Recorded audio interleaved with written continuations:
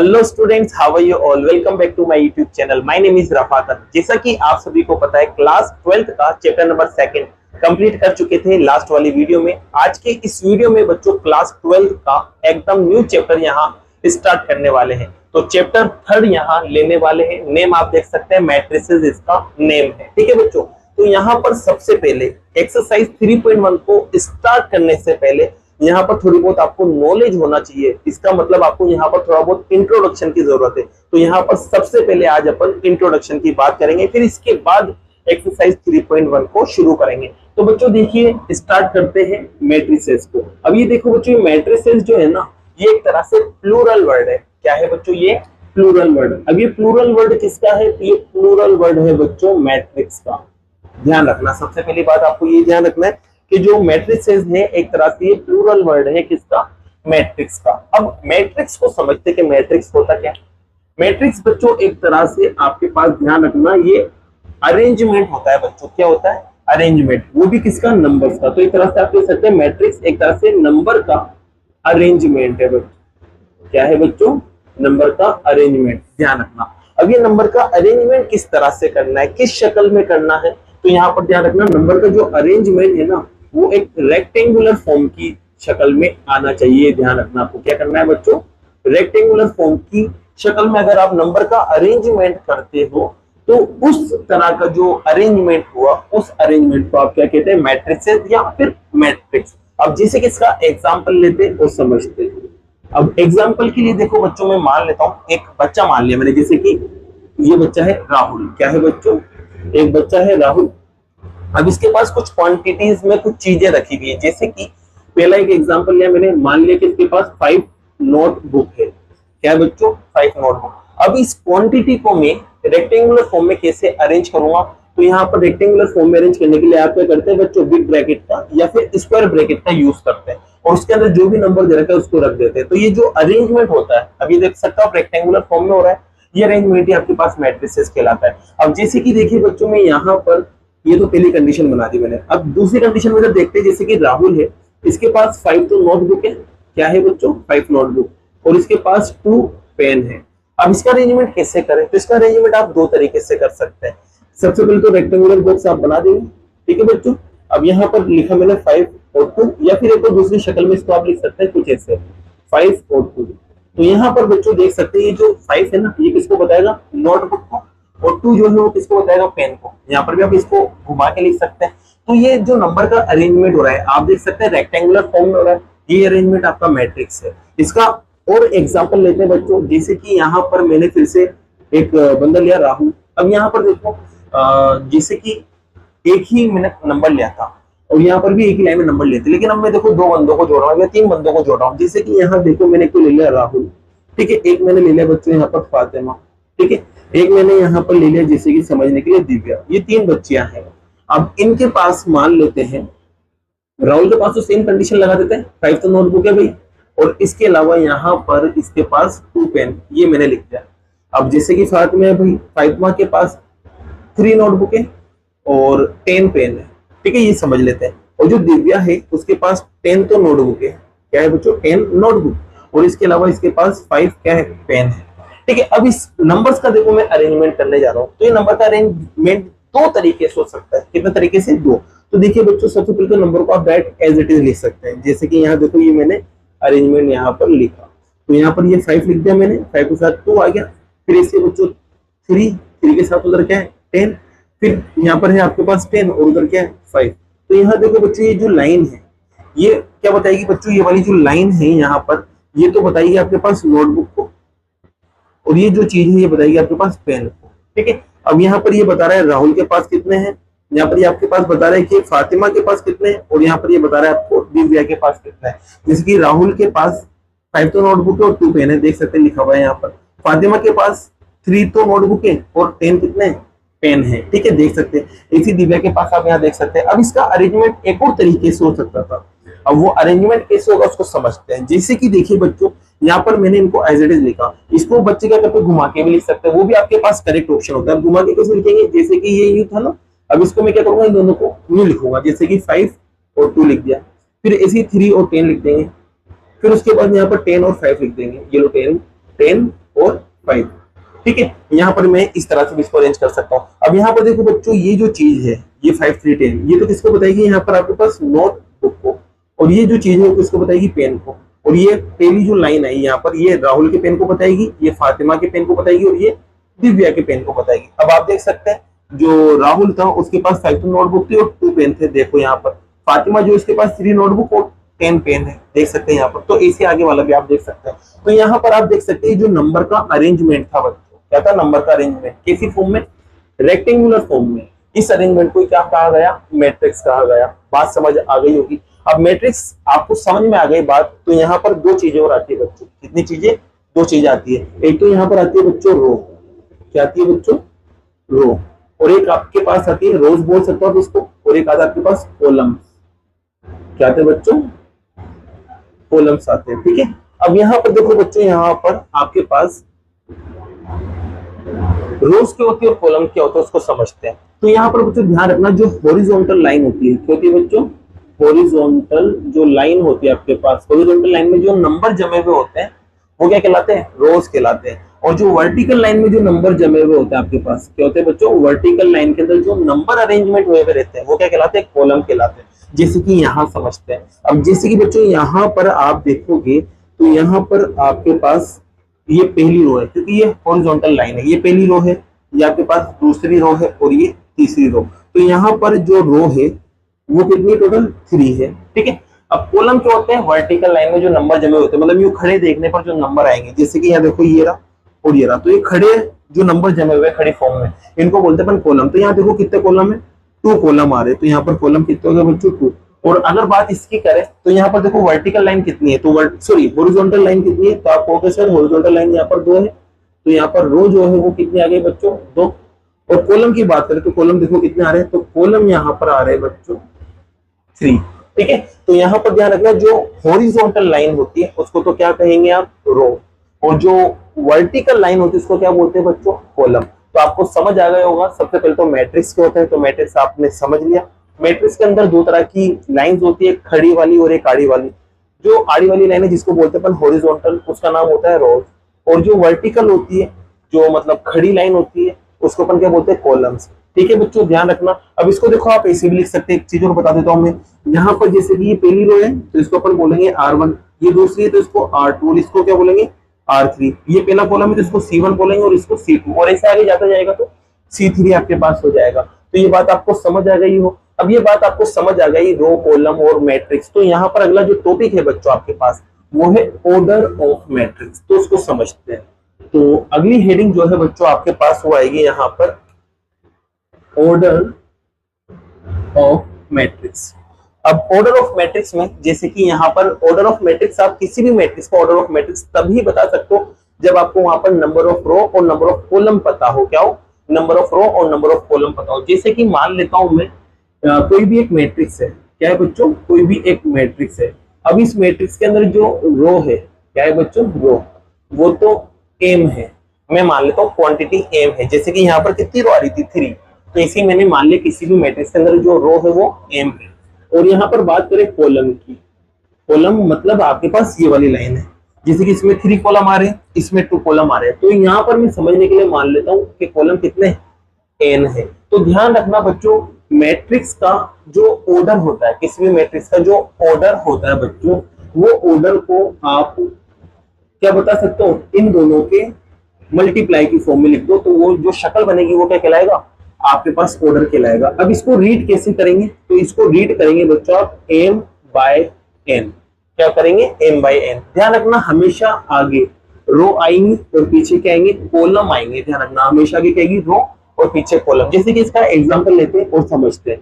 जैसे कि बच्चों एक बात ध्यान और रखना, जो भी मैट्रिक्स होती है ना, जो भी मैट्रिक्स होती है, इसको हमेशा आप डिनोट करते हैं, मतलब व्यक्त करते हैं। इसको डिनोट कैसे करते हैं हमेशा, तो इसको डिनोट करते हैं आप कैपिटल लेटर में। किसमें बच्चों, कैपिटल लेटर में।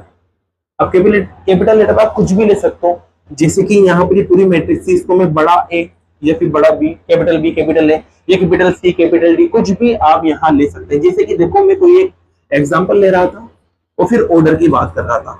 जैसे कि यहाँ पर मैंने एक मैट्रिक्स मान लिया जिसको मैंने कैपिटल ए से डिनोट कर दिया। हमेशा ध्यान रखना मैट्रिक्स को कैपिटल लेटर्स ही बताएंगे। एक और मैंने एग्जांपल लिया जिसमें मैंने यहाँ पर आर से डिनोट कर दिया रफाकत सर के नाम से, ठीक है। और एक और एग्जांपल लेते हैं बच्चों यहाँ पर, जैसे कि यहाँ पर अपन एक और एग्जांपल लेते हैं। तो एग्जांपल में मैं यहाँ पर ले लेता हूँ कुछ भी, जैसे एस ले लिया यहाँ पर समझने के लिए, ठीक है।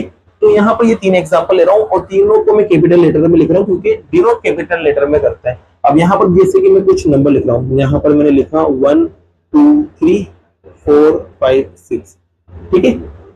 इसमें बात करते हैं तो इसमें मैंने यहाँ लिखा जैसे कि 1 2 3, और यहाँ बात करते तो मैंने यहाँ लिखा आपके पास 1 और 2, ठीक है। और एक और एग्जांपल अगर अपन ले यहाँ पर, तो यहाँ पर बच्चों मैं जैसे कि ले लेता हूँ Q ले लेता हूँ, है ना, और इसको मैं 1 लिख देता हूँ। अब आपसे कहें कि इन मैट्रिक्स का ऑर्डर बताओ, क्या बताओ बच्चों, ऑर्डर बताओ। तो इसका ऑर्डर बताने के लिए सीधा सा है, मैंने क्या कहा, जो रो है और जो कॉलम है उनको बस आप मल्टीप्लाई की फॉर्म में लिखो, ऑर्डर आ जाता है। तो यहाँ देखो बच्चों, अगर इसका मैं ऑर्डर लिखूं, क्या लिखूं, ऑर्डर, तो यहाँ देखो कितनी रो आ रही है। आप कहोगे सर यहाँ पर 2 रो आ रही, तो ये 2 लिख दिया, ठीक है। और कितने कॉलम आ रहे हैं, तो आप कहोगे 3 कॉलम है, तो लोग 3 कॉलम लिख दिया। तो इसका जो ऑर्डर आएगा वो आएगा 2/3, क्या आएगा बच्चों, 2/3। और इस ऑर्डर को हमेशा ध्यान रखना, इसके एंड पर लिखा जाता है। कहाँ लिखा जाता है, मैट्रिक्स के एंड पर, ध्यान रखना आप। अब जैसे कि इसकी बात करें तो इसमें कितनी रो है, तो ये देखो हॉरिजॉन्टल लाइन कितनी है, तो आप कहोगे सर इसमें हॉरिजॉन्टल लाइन है 1, तो ये 1 मैंने लिखते हैं। अब खड़ी लाइन देखो, तो यहाँ 1 2 और 3, तो यहाँ पर आ गया आपके पास ऑर्डर 1/3। आगे बात समझ में देख सकते हैं, ये तो 1 है और यूं देखने पर कितने दिख रहे हैं, 3 दिख रहे हैं। तो यहाँ पर आपके पास ऑर्डर जो है वो 1/3। चलो इसकी बात करें तो इसमें देखो रो, पहली रो और दूसरी रो, तो कितनी रो है यहाँ पर, तो यहाँ 2 रो है। और कॉलम कितने हैं, तो आप कॉलम देखो कितने हैं, आपको दिखेगा सिर्फ 1 कॉलम, तो यहाँ पर 2/1 हो। आई बात समझ में। इसकी अगर बात करें तो इसमें बता सकते हो कितनी रो कितने कॉलम है, तो देखते हैं यहाँ पर ये कितनी रो है, 1 रो है। और ये ऊपर से देखेंगे तो कॉलम भी कितने हैं, 1 है। तो इसका जो ऑर्डर आएगा वो 1 into 1 आएगा। आई बात समझ में। तो ध्यान रखना, जब भी ऑर्डर की बात करें, किसकी बात करें, ऑर्डर की, तो ऑर्डर में आपको बस मल्टीप्लाई करके नहीं लिखना, सिर्फ ऐसे लिख देना मल्टीप्लाई की फॉर्मूला। मल्टीप्लाई मत कर देना, जैसे कि इनको मल्टीप्लाई करा 6 आ गया, ऐसे मत करना। जब भी ऑर्डर की बात करें तो बस मल्टीप्लाई करके आपको छोड़ देना है, ये आपको ध्यान रखना है। तो ऑर्डर आपको समझ में आ गया, रो और कॉलम की क्वांटिटी को बस मल्टीप्लाई करके लिख दो, आपको पता चल जाएगा कि ऑर्डर क्या है। क्लियर। अब ऑर्डर क्लियर हो गया बच्चों, तो इसके अंदर एक बात और आती है, वो आती है आपके पास एलिमेंट, या फिर एक तो दूसरे शब्द में आप बोल सकते हैं इसको एंट्रीज, या तो एलिमेंट बोलो या फिर एंट्रीज बोलो। अब एलिमेंट और एंट्रीज होता क्या, इसको भी समझो। तो जैसे कि बच्चों कोई मैट्रिक्स है उसको तो कैपिटल लेटर से बताते हैं। अब ये पूरा एक मैट्रिक्स है, ठीक है। अब इस मैट्रिक्स के अंदर जो नंबर्स है, मैट्रिक्स के अंदर जो नंबर है वो नंबर ही क्या कहलाता है आपके पास, एलिमेंट्स कहलाते हैं या फिर एंट्रीज कहलाती है। ध्यान रखना, इस मैट्रिक्स के अंदर जो नंबर है वो क्या कहलाते हैं बच्चों, आपके पास एलिमेंट्स कहलाते हैं। क्या कहलाते हैं, एलिमेंट्स। जैसे कि यहाँ देखो 1 2 3 4 5 6, कितने एलिमेंट है, 6 एलिमेंट है। यहाँ पर देखो कितने, 3 एलिमेंट है। यहाँ पर कितने, 2 है, और यहाँ पर 1 है। तो इनके अंदर जो भी लिखा हुआ होगा ना वो एंट्रीज कहलाती है या फिर एलिमेंट कहलाते हैं। अब आपसे कहे कि भाई बताओ किसी भी मैट्रिक्स के अंदर टोटल एलिमेंट्स कितने हैं, टोटल एलिमेंट्स कितने हैं, तो आप बच्चों काउंट करोगे 1 2 3 4 5 और 6 एलिमेंट है। या फिर इसके लिए देखो अपन ये भी कर सकते हैं, इन दोनों का मल्टीप्लाई कर दो, तो मल्टीप्लाई करोगे तो कितना आएगा, 6। जो ये 6 आया ये टोटल नंबर ऑफ एलिमेंट को बताता है, और ये बिना मल्टीप्लाई की फॉर्म क्या कहलाती है, ऑर्डर कहलाती है। ध्यान रखना। तो इसमें कितने एलिमेंट्स है, 6। यहाँ देखो इसके अंदर कितने एलिमेंट है, आप काउंट करोगे तो 2 है, और इनको मल्टीप्लाई करोगे तब भी कितना है, 2 है। यहाँ पर कितने एलिमेंट है, 3, और इनको मल्टीप्लाई करोगे तब भी कितना आएगा, 3। यहाँ पर देखो इसमें कितने, एक ही एलिमेंट दिख रहा है आपको, और इनको मल्टीप्लाई करोगे तब भी कितना आएगा, 1 ही आएगा। तो ध्यान रखना, टोटल नंबर ऑफ एलिमेंट्स को निकालने के लिए बस उन दोनों को मल्टीप्लाई कर दिया जाता है। जैसे कि देखो यहाँ पर ये जो ऑर्डर था, यहाँ पे जो ऑर्डर था बच्चों को क्या था, m क्रॉस n। अब इनको अगर मैं मल्टीप्लाई कर दूं तो टोटल नंबर ऑफ एलिमेंट्स मुझे मिल जाएंगे। तो इनको मैं मल्टीप्लाई करता हूँ, क्या करता हूँ, मल्टीप्लाई। और मल्टीप्लाई में आपको पता है मल्टीप्लाई का साइन हट जाता है जब अल्फाबेट आपको गिवन हो। तो यहाँ पर m इंटू n जो है वो किसको बताएगा बच्चों, एलिमेंट्स को बताएगा। वो भी कौन से एलिमेंट, टोटल एलिमेंट्स इसके अंदर कितने हैं उनको बताएगा। तो टोटल एलिमेंट्स आपको समझ में आ गया कैसे निकालना है, मल्टीप्लाई करके। और ऑर्डर की बात करें तो बस क्रॉस में आपको लिख देना है। तो बच्चों यहाँ तक की बात आपकी कंप्लीट होती है। अब ये कंप्लीट हो गया तो बस यहाँ पर अब आपको क्या करना है, मैट्रिक्स से कुछ बच्चे हैं, मतलब इनके कुछ टाइप्स है, उनको यहाँ सीखना है। तो इसको रफ करते हैं और उनको समझते हैं। बच्चों अब बात करते हैं मैट्रिसेस के बच्चों की, मतलब मैट्रिसेस किस किस तरह के बच्चे हैं, मतलब किस किस तरह के उसके टाइप्स हैं, उनको यहाँ समझते हैं। उनके टाइप्स आप यहाँ देख सकते हैं, जैसे कि जो पहला टाइप है वो आपके पास कॉलम मैट्रिक्स है, फिर दूसरा आपके पास रो मैट्रिक्स है, फिर अगला वाला आप देख सकते हैं स्क्वायर मैट्रिक्स, फिर उसके बाद अगला जो है आपके पास वो डायगोनल मैट्रिक्स है, फिर उसके बाद स्केलर आ जाएगा, फिर उसके बाद आइडेंटिटी आ जाएगा और उसके बाद जीरो आ जाएगा। तो यहाँ पर इन सभी को अपन समझते हैं कि किसमें क्या आता है और कौन सी मैट्रिक्स को क्या कहा जाता है, तो समझते हैं बच्चों। सबसे पहले बात करते हैं किसकी, कॉलम मैट्रिक्स की। किसकी बात करते हैं, कॉलम मैट्रिक्स की। तो देखिए बच्चों, ऐसा मैट्रिक्स क्या है, ऐसा मैट्रिक्स जिसके अंदर सिर्फ एक कॉलम क्या हो, एक कॉलम हो बच्चों, उसको अपन क्या बोलते हैं, कॉलम मैट्रिक्स कहते हैं। अब जैसे कि इसका एग्जांपल लेते हैं यहाँ पर समझने के लिए, जैसे कि यहाँ पर मैंने 1 2 ले लिया, तो यहाँ देख सकते हो सिर्फ एक ही कॉलम आ रहा है, तो इस तरह का जो मैट्रिक्स है वो क्या कहलाएगा, कॉलम मैट्रिक्स। या फिर ऐसे और भी देख सकते हैं आप, यहाँ पर 1 5 और 10 लिख सकते हैं, तो यहाँ देख सकते हैं आप एक ही कॉलम आ रहा है। यहाँ पर रो तो 2 आ रही है लेकिन कॉलम एक ही है। यहाँ पर देख सकते हैं रो आपके पास 3 है लेकिन कॉलम एक ही है। तो इस तरह का जो मैट्रिक्स होता है उसको बोलते हैं आप कॉलम मैट्रिक्स। ये बात समझ आ गई होगी आपको। अब बात करते हैं किसकी, रो मैट्रिक्स की। तो रो मैट्रिक्स की कहानी भी सेम है बच्चों, रो मैट्रिक्स की कहानी भी सेम ही है। ध्यान रखना इसके अंदर कितनी रो होना चाहिए, सिर्फ एक रो हो, मतलब ऐसा मैट्रिक्स जिसके अंदर एक रो हो उसको आप बोलेंगे रो मैट्रिक्स। अब एक ही रो आपको बनाना है, जैसे कि एग्जांपल के तौर पे इसको लेटा दो बस, तो लेटाएंगे बच्चों यहाँ पर तो 1 2 बन जाएगा। इसको लेटा दो यहाँ पर, इसे लेटाएंगे तो आपके पास बनेगा 1 5 और 10। अब आप देख सकते हैं इसमें एक ही रो है लेकिन कॉलम 2 2 आ रहा है। इसके अंदर एक ही रो है लेकिन कॉलम कितने आ रहा है, 3 आ रहा है। तो जिसके अंदर एक रो मिलेगी वो क्या कहलाएगा, आपके पास रो मैट्रिक्स कहलाएगा। ये बात भी समझ आ गई होगी आपको, कॉलम मैट्रिक्स क्या होता है, रो मैट्रिक्स क्या होता है। अब लेते हैं किसको, स्क्वायर मैट्रिक्स को। अब स्क्वायर मैट्रिक्स होता क्या है बच्चों, तो स्क्वायर ऑफ मैट्रिक्स को ध्यान रखना स्क्वायर मैट्रिक्स को समझने के लिए, मतलब ऐसा मैट्रिक्स जिसके अंदर नंबर ऑफ रोज इक्वल होना चाहिए किसके, नंबर ऑफ कॉलम्स के। ये ध्यान रखना आप, नंबर ऑफ रो और नंबर ऑफ कॉलम अगर इक्वल आ जाते हैं, मतलब जितनी रो है उतनी इसके अंदर अगर कॉलम है, तो इस तरह का जो मैट्रिक्स होगा वो स्क्वायर मैट्रिक्स कहलाता है। जैसे कि इसका एग्जांपल लेते हैं, यहाँ पर बच्चों मैंने एग्जांपल में लिखा 1। अब ये जो 1 है इसके अंदर देखो एक ही रो है और एक ही कॉलम है, तो इस तरह का जो मैट्रिक्स है वो स्क्वायर मैट्रिक्स है। चलो एक और एग्जांपल लेते हैं, एक और एग्जांपल में लिखते हैं 1 2 3 4। अब देखो यहाँ पर कितनी रो है, आप कहोगे सर 2 रो है, कॉलम कितने हैं, तो कॉलम में आपको 2 दिखेंगे। तो इस तरह का जो मैट्रिक्स होता है ना बच्चों, उसको बोलते हैं आप स्क्वायर मैट्रिक्स। तो स्क्वायर मैट्रिक्स आपको समझ आ गया होगा, number of row number of columns अगर इक्वल है तो वो स्क्वायर मैट्रिक्स है। अब आपको स्क्वायर मैट्रिक्स समझ में आ गया ना, तो स्क्वायर मैट्रिक्स से ही आपको क्या समझ में आएगा, डायगोनल मैट्रिक्स। क्या आएगा बच्चों, डायगोनल मैट्रिक्स समझ में आएगा। अब स्क्वायर मैट्रिक्स से ही क्यों समझ में आ रहा है, स्क्वायर मैट्रिक्स से ये समझ में आ रहा है बच्चों क्योंकि अगर कोई मैट्रिक्स अगर स्क्वायर नहीं है ना तो डायगोनल भी नहीं है, ये ध्यान रखना। तो डायगोनल मैट्रिक्स के लिए जरूरी है कि पहले वो स्क्वायर हो। स्क्वायर का मतलब रो और कॉलम बराबर होना चाहिए, पहली बात तो ये। अब डायगोनल मैट्रिक्स को समझते हैं। तो ये डायगोनल मैट्रिक्स क्या कहता है बच्चों, डायगोनल मैट्रिक्स ये कहता है कि कोई भी स्क्वायर मैट्रिक्स, कोई सी भी स्क्वायर मैट्रिक्स डायगोनल मैट्रिक्स कहलाती है। अभी डायगोनल मैट्रिक्स कब कहलाती है, जब इसके जो डायगोनल वाले एलिमेंट होते हैं, अब डायगोनल वाले एलिमेंट ये रहे, डायगोनल वाले एलिमेंट ये जो है, ये इन्हें छोड़कर, डायगोनल वाले एलिमेंट्स को छोड़कर सारे एलिमेंट क्या हो, 0 हो, तो इस तरह का जो मैट्रिक्स बनता है वो क्या कहलाता है, डायगोनल मैट्रिक्स।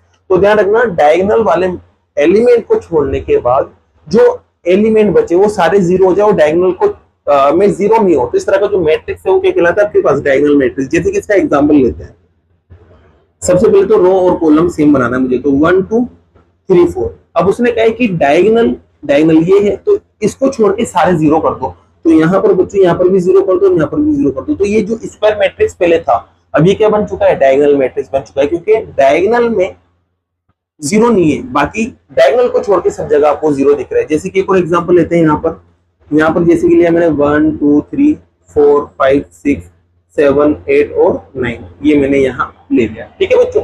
अब देखिए यहाँ पर डायगोनल को छोड़कर जो भी बचे वो सारे के सारे अगर 0 बन जाए, सारे के सारे क्या बन जाए, 0 बन जाए, जैसे कि यहाँ सब जगह मैं 0 बना रहा हूँ, तो इस तरह का जो मैट्रिक्स तैयार होगा डायगोनल को छोड़ने के बाद, जहां भी एलिमेंट दिख रहा है अगर वो 0 दिख जाए, तो इस तरह का जो मैट्रिक्स है वो क्या कहलाता है, डायगोनल मैट्रिक्स कहलाता है। क्या कहलाता है बच्चों, डायगोनल मैट्रिक्स। आ गई होगी बात समझ में, डायगोनल मैट्रिक्स क्या होता है। अब डायगोनल मैट्रिक्स आपको समझ में आ गया ना, तो डायगोनल मैट्रिक्स से ही आपको क्या समझ में आएगा, स्केलर मैट्रिक्स।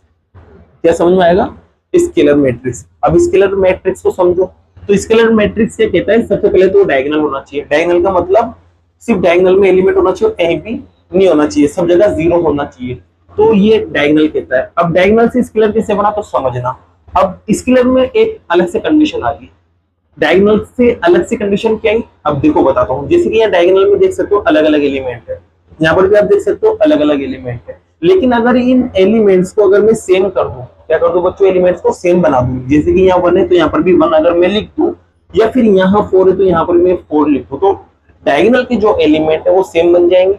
जब ये डायगोनल के एलिमेंट सेम बन जाएंगे ना, तो एलिमेंट सेम बनते ही जो मैट्रिक्स होगा वो क्या कहलाएगा, स्केलर मैट्रिक्स कहलाएगा। जैसे कि यहाँ पर 5 लिखा हुआ है, तो मैं इसको भी 5 बना दूं और इसको भी 5 बना दूं, क्या कर दूं, दोनों को 5 5 बना दूं, तो यहाँ पर तीनों जगह आपको 5 5 5 दिखेगा। या फिर यहाँ 1 है तो यहाँ पर भी 1 लिख देता हूँ, यहाँ पर भी 1 लिख देता हूँ, तो यहाँ पर भी आप देखोगे सारे के सारे सेम दिखेंगे। यहाँ 9 है तो यहाँ भी 9, यहाँ भी 9 कर देता हूँ, तो आपको डायगोनल के एलिमेंट सारे सेम दिखेंगे। तो इस तरह की जो मैट्रिक्स तैयार होगी वो क्या कहलाती है, स्केलर मैट्रिक्स। आई बात समझ में। तो स्केलर मैट्रिक्स के लिए आपको सीधा सा ध्यान रखना है कि कोई भी डायगोनल मैट्रिक्स स्केलर मैट्रिक्स तब कहलाती है जब उसके डायगोनल्स के जो एलिमेंट्स है वो क्या होना चाहिए, इक्वल होना चाहिए। जैसे कि देखो यहाँ 4 है तो मैं यहाँ भी 4 बना दूं, तो दोनों 4 4 हो गए, सेम हो गए, तो फिर ये जो मैट्रिक्स है वो स्केलर मैट्रिक्स है। यहाँ बात करें बच्चों, यहाँ पर जैसे कि 5 लिखा हुआ है तो मैं दोनों जगह 5 कर देता हूँ, यहाँ पर भी 5 कर देता हूँ और यहाँ पर भी 5 कर देता हूँ। तो यहाँ पर देखो 5 5 5 सेम एलिमेंट अगर दिख गए, क्या दिख गए, सेम एलिमेंट यहाँ दिख गए, तो इस तरह की जो मैट्रिक्स बनेगी वो क्या कहलाएगी आपके पास, स्केलर मैट्रिक्स कहलाएगी। तो आपके पास स्केलर मैट्रिक्स भी आपको समझ आ गई होगी, स्केलर मैट्रिक्स क्या है। अब स्केलर मैट्रिक्स आपको समझ आ गई ना, तो आपको क्या समझ में आ जाएगा, आइडेंटिटी मैट्रिक्स। अब आइडेंटिटी मैट्रिक्स भी क्या है, एक तरह से स्क्वायर मैट्रिक्स है। क्या है बच्चों, स्क्वायर मैट्रिक्स। अब स्क्वायर मैट्रिक्स का मतलब आपको मैंने बता दिया, जिसके अंदर रो और कॉलम बराबर होंगे। अब यहाँ पर क्या है बच्चों कि कोई भी स्क्वायर मैट्रिक्स आइडेंटिटी मैट्रिक्स तभी कहलाती है, कोई भी स्क्वायर मैट्रिक्स आइडेंटिटी मैट्रिक्स तभी कहलाती है जब उसमें जो डायगोनल के एलिमेंट है, सभी डायगोनल के एलिमेंट वो क्या होना चाहिए, 1 1 1 होना चाहिए। जैसे कि मैं बता देता हूं यहाँ पर आपके पास, या फिर डायगोनल मैट्रिक्स भी बोल सकते हो उसको, सिर्फ डायगोनल के अंदर 1 1 होना चाहिए, बाकी सब जगह क्या होना चाहिए, 0 0 0 होना चाहिए। जैसे कि मैं बताता हूँ आपको यहाँ पर, मतलब कह सकते हैं कोई सी भी डायगोनल मैट्रिक्स आपके आइडेंटिटी मैट्रिक्स तभी कहलाती है जब उसके अंदर जो डायगोनल है उसके अंदर सारे एलिमेंट 1 1 1 हो। जैसे कि देखो यहाँ पर मैंने 1 2 3 4 5 6 7 8 9 ये मैंने लिख दिया एक मैट्रिक्स, ठीक है। अब सबसे पहले तो इसको मुझे बनाना है डायगोनल। डायगोनल का मतलब है डायगोनल को छोड़ के सब जगह 0 होना चाहिए, तो यहाँ पर भी 0, यहाँ पर भी 0, यहाँ पर भी 0 और यहाँ पर भी 0 और यहाँ पर भी 0 और यहाँ पर भी 0, सॉरी यहाँ पर 9 आएगा, ठीक है। अब यहाँ पर भी क्या जाएगा, 0। तो देख सकते हैं डायगोनल में सिर्फ एलिमेंट बचे रहेंगे। तो इस तरह से ये डायगोनल मैट्रिक्स हो गया। अब इस डायगोनल मैट्रिक्स के सभी एलिमेंट अगर 1 1 हो जाए, क्या हो जाए, 1 1, जैसे कि यहाँ पर भी 1 आ जाए और यहाँ पर भी 1 आ जाए, तो इस तरह का जो मैट्रिक्स आता है वो क्या कहलाता है बच्चों, आइडेंटिटी मैट्रिक्स कहलाता है। ध्यान रखना, अगर किसी मैट्रिक्स में, स्क्वायर मैट्रिक्स में या डायगोनल मैट्रिक्स में डायगोनल के एलिमेंट्स 1 1 हो, तो उस तरह का जो मैट्रिक्स तैयार होता है उसको अपन बोलते हैं आइडेंटिटी मैट्रिक्स। और इस आइडेंटिटी मैट्रिक्स को अपन डिनोट करते हैं किससे, आई से। ये भी ध्यान रखना है आपको, किससे डिनोट करते हैं, आई से। आगे बात समझ में। तो देखो यहाँ पर बच्चों को क्या कर रहे हैं, 0 की क्वांटिटी बढ़ाते जा रहे हैं। क्या करते हैं, 0 की क्वांटिटी बढ़ाते जा रहे हैं। अब मैं और 0 बढ़ाना चाह रहा हूँ, यहाँ पर क्या करना चाह रहा हूँ, और 0 बढ़ाना चाह रहा हूँ। मतलब यहाँ पर भी मैं 0 कर दूं, यहाँ पर भी 0 कर दूं, यहाँ पर भी 0 कर दूं। तो कहने का मतलब ऐसा मैट्रिक्स जिसके सभी के सभी एलिमेंट क्या हो, 0 0 0, सभी के सभी एलिमेंट 0। तो इस तरह का जो मैट्रिक्स है वो क्या कहलाता है, जीरो मैट्रिक्स। आगे बात समझ में। जीरो मैट्रिक्स का मतलब क्या होता है, सभी के सभी एलिमेंट 0 होंगे, तो वो जो मैट्रिक्स है वो जीरो मैट्रिक्स कहलाता है। तो आपको सारी समझ में आ गई। चलो एक बार और रिवाइज कर लेते हैं। कॉलम जिसमें एक कॉलम होगा वो कॉलम मैट्रिक्स, रो जिसमें एक रो होगी वो रो मैट्रिक्स, स्क्वायर मैट्रिक्स होगा जिसमें नंबर ऑफ रो और नंबर ऑफ कॉलम जो है वो सेम रहे, मतलब जितनी रो है उतने कॉलम होंगे, तो ये स्क्वायर हो जाएगा। डायगोनल की बात करें तो डायगोनल क्या है, मतलब एक तरह से स्क्वायर मैट्रिक्स है, लेकिन जो डायगोनल के अंदर जो एलिमेंट आ रहे हैं उनको छोड़ के सारे एलिमेंट 0 होना चाहिए। मतलब ऐसा स्क्वायर मैट्रिक्स जिसमें डायगोनल को छोड़ के सारे एलिमेंट 0 हो, वो क्या कहलाता है, डायगोनल मैट्रिक्स। अब डायगोनल मैट्रिक्स से क्या बना, स्केलर मैट्रिक्स। मतलब जो डायगोनल में एलिमेंट थे वो अलग अलग थे, अगर उन्हें अगर आप सेम बना देते हो और बाकी सब जगह 0 0 कर देते हो, तो इस तरह का जो मैट्रिक्स है वो स्केलर। आइडेंटिटी में क्या होगा, एक तरह से डायगोनल मैट्रिक्स है, डायगोनल के अंदर जितने भी एलिमेंट होंगे वो सारे 1 1 1 1 होना चाहिए, तो इस तरह का मैट्रिक्स आइडेंटिटी मैट्रिक्स कहलाता है। और जीरो मैट्रिक्स का मतलब जिसमें सारे के सारे एलिमेंट जीरो, वो क्या कहलाता है, जीरो मैट्रिक्स। तो ये बात आपको क्लियर समझ आ गई होगी। अब इसके अंदर एक टॉपिक और बचा हुआ है, उसके बाद आपका इंट्रोडक्शन हो जाएगा कंप्लीट, फिर उसके बाद लेंगे अपन एक्सरसाइज 3.1 को। तो लेते हैं अगले टॉपिक को। तो बच्चों लास्ट जो हेडिंग बची है आपके 3.1 को स्टार्ट करने से पहले वाली, वो आप देख सकते हैं इक्वलिटी ऑफ मैट्रिसेस। अब इक्वलिटी ऑफ मैट्रिसेस को समझते हैं। तो जैसे कि बच्चों जब भी इक्वलिटी की बात आती है ना, तो यहाँ पर हमेशा दो मैट्रिक्स का कंपेयर किया जाता है। दो मैट्रिक्स को क्या किया जाता है, हमेशा कंपेयर किया जाता है। तो मान लेता हूं मैं यहाँ पर, जैसे कि जो पहली मैट्रिक्स है उसको मैं नाम देता हूँ ए, और जो दूसरी मैट्रिक्स है उसको मैं नाम दे देता हूँ बी। अब इस मैट्रिक्स को बच्चों मैंने लिखा ए आई जे के नेम से, और दूसरी मैट्रिक्स को मैंने लिखा है यहाँ पर बी आई जे की हेल्प से। ठीक है, ये मैंने यहाँ लिखा है। अब देखिए बच्चों यहाँ पर जैसे कि ये दोनों मैट्रिक्स जो है ए और बी, ये कब इक्वल हो सकती है, दोनों कब इक्वलिटी कहलाएंगी। तो ध्यान रखना यहाँ पर एक चीज और है, इक्वलिटी को आप इक्वल मैट्रिक्स भी बोल सकते हैं। क्या बोल सकते हैं बच्चों, इक्वल मैट्रिक्स भी बोल सकते हैं, ध्यान रखना। तो ये दोनों मैट्रिक्स जो है वो इक्वल मैट्रिक्स कब कहलाएगी, तो इसके लिए दो कंडीशंस होती है। क्या होती है बच्चों, दो कंडीशन। पहली कंडीशन में यहाँ लिख रहा हूँ, सबसे पहले तो इन दोनों का जो ऑर्डर है वो क्या होना चाहिए, सेम होना चाहिए। दोनों का ऑर्डर जो है वो क्या होना चाहिए, सेम होना चाहिए, ऑर्डर सेम। जैसे कि मतलब यहाँ पर अगर ऑर्डर 2 into 2 है ना, तो यहाँ पर भी क्या होगा 2 into 2, ये ध्यान रखना। अगर यहाँ पर 1 into 2 है मतलब 1/2, तो यहाँ पर भी 1/2। तो जो ऑर्डर इसका है वही ऑर्डर इसका होना चाहिए। ठीक है, पहली बात तो ये। इसके अलावा बच्चों दूसरी बात ध्यान रखना, इसके जो करस्पॉन्डिंग एलिमेंट्स है, क्या है, करस्पॉन्डिंग जो एलिमेंट्स है वो भी क्या होना चाहिए, सेम होना चाहिए। करस्पॉन्डिंग एलिमेंट्स भी आपके पास सेम होना चाहिए, तभी जाके आप कहेंगे कि दोनों मैट्रिक्स इक्वल है। जैसे कि अब मैं यहाँ पर बताता हूँ आपको एग्जांपल की मदद से। जैसे कि कोई एक मैट्रिक्स ले लिया मैंने, अब इसको मैं जैसे कि समझने के लिए 2 into 2 का ले लेता हूँ, और इसको भी क्या ले लेता हूँ 2 into 2 का, क्योंकि ऑर्डर सेम होना चाहिए। अब ए को जो है ना मैंने कुछ इस तरह से माना 1 2 3 4, ये मैंने मान लिया। तो अब मेरे को यहाँ पर बी को भी इस तरह से मानना पड़ेगा कि ऑर्डर तो कितना आना चाहिए 2 into 2, तो यहाँ पर भी कहना चाहिए 2 into 2। अब करस्पॉन्डिंग एलिमेंट्स भी सेम होना चाहिए। करस्पॉन्डिंग का मतलब जो यहाँ पर एलिमेंट है ना वो ही यहाँ होना चाहिए, जो यहाँ पर है वही यहाँ होना चाहिए, और जो यहाँ पर है वही होना चाहिए, और जो यहाँ पर है वही।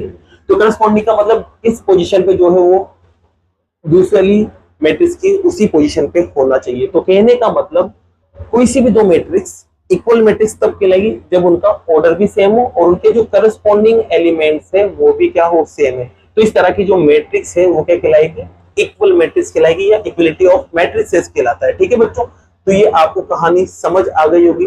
अब एक बात और देखो, ये दोनों मैट्रिक्स अब सेम है ना, तो इसको मैं लिख सकता हूँ A इक्वल टू बी। ध्यान रखना, इसमें लिख सकते हैं। अगर कोई दो मैट्रिक्स इक्वल है तो इनको अपन बराबर कर सकते हैं, और जब बराबर करेंगे तो इनके करस्पॉन्डिंग एलिमेंट्स ऑटोमेटिक हो जाएंगे, बराबर हो जाएंगे। तो ये बात भी आपको ध्यान रखना है। क्यों, क्योंकि जब आप एक्सरसाइज 3.1 स्टार्ट करेंगे ना, तो वहां पर आपको ये बात मैं समझाऊंगा, दोनों को बराबर करने का, तो उनके करस्पॉन्डिंग एलिमेंट्स को भी बराबर करूंगा। क्यों, क्योंकि यहाँ पर सेम होना जरूरी है, तो उसके करस्पॉन्डिंग एलिमेंट भी होंगे, सेम होंगे। ठीक है बच्चों, इसी के साथ इस वीडियो को फिनिश करते हैं, और नेक्स्ट वीडियो में अपन मिलते हैं एक्सरसाइज 3.1 के साथ। अगर वीडियो पसंद आई और ये इंट्रोडक्शन आपको समझ आया हो बच्चों, तो वीडियो को लाइक कीजिए, चैनल को सब्सक्राइब कीजिए। Thank you so much.